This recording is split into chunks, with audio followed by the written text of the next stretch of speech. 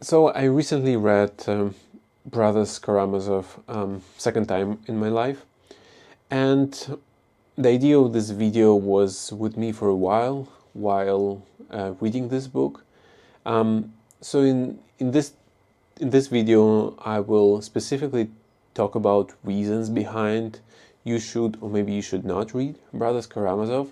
So as such, it is a video for someone who is either interested in reading Brothers Karamazov or who maybe is reading Brothers Karamazov but considering stopping reading it, because I can imagine it is a pretty time-consuming book, and it is not easy to read. It's not that easy to follow.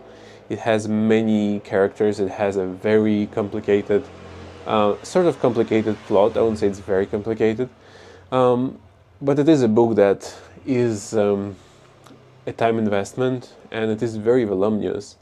And it is a book that you would probably spend, depending on how fast you read, but you would spend somewhere between 2 to 6 weeks reading this book.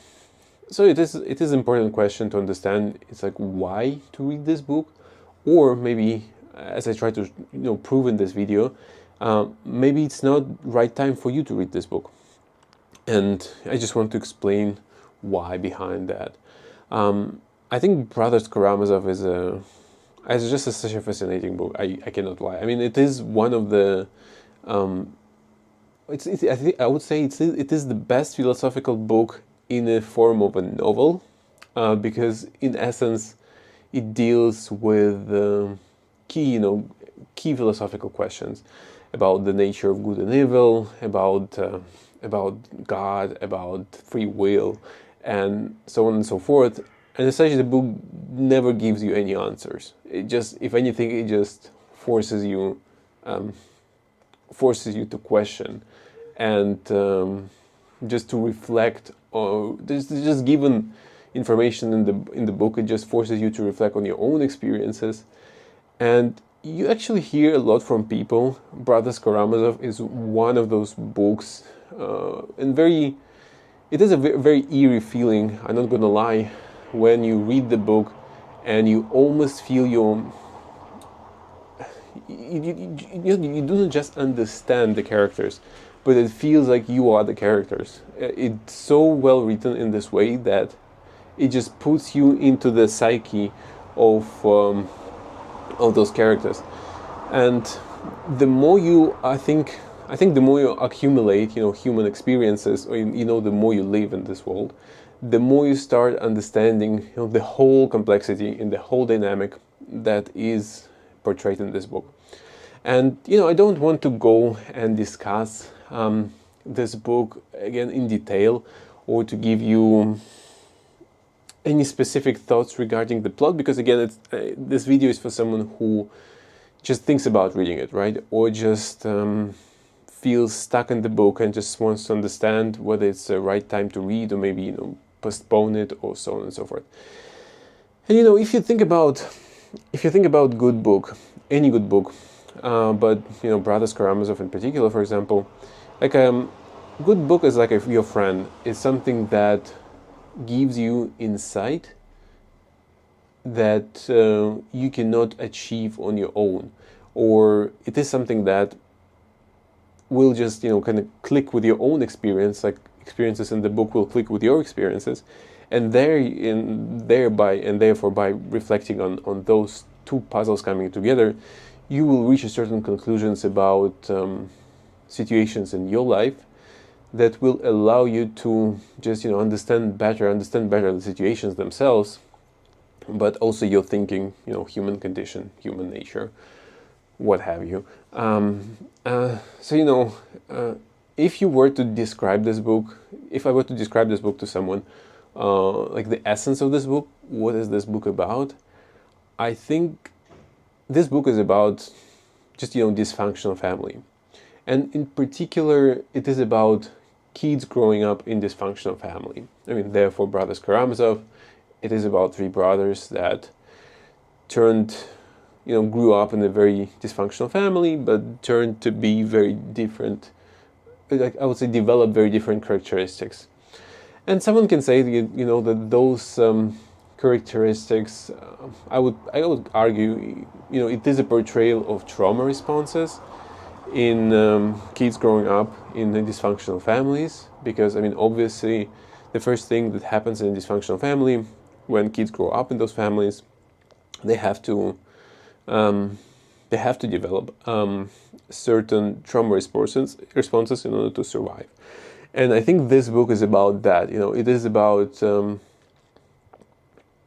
understanding how dysfunctional family shapes you, and how you're shaped by this experience, and how you accumulate, how you basically with the same type of information you reach different conclusions, or you know, create how with the same conditions certain individuals can turn up differently.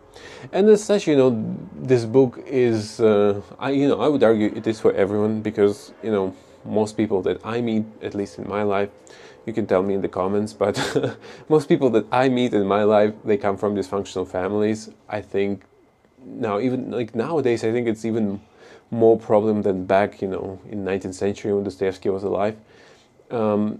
Dysfunctional, like people from functional families is actually just an exception, to be honest, right?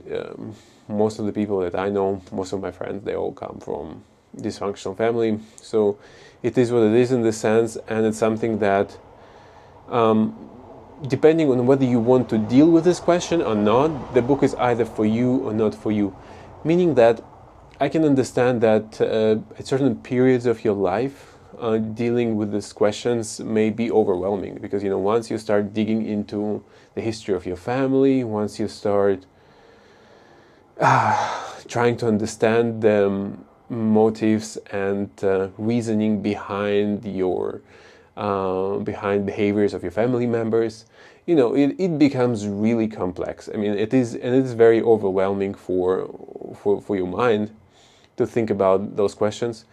And it is especially overwhelming if you dealt, or someone dealt, with, of course, abuse, either physical, sexual, whatever abuse, or you know, what Dostoevsky might think about manifestations of evil on those families. And you know, this is, I would say, the second big question in the book. It is this idea of good and evil, and I think it's deeply intertwined with the idea of dysfunctional family, because I mean, very often in dysfunctional families, I mean, people harm relatives, right? Because I mean, most people, I think, you know, in their daily life, they harm their relatives, not random people, because relatives are the only people whom they can control, right? Whom they have resources to manipulate, and as such, you know, in this book, I mean, this question becomes a very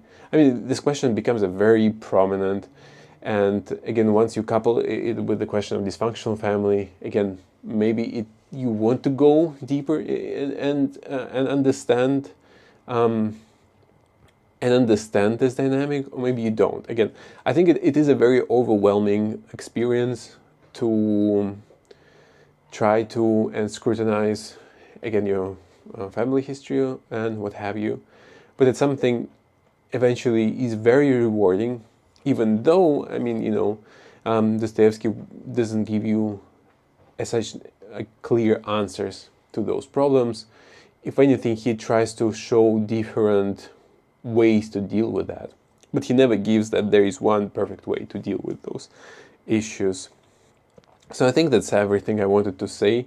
So please let me know in the comments if you're reading the book, or if you have your own thoughts and ideas about Dostoevsky.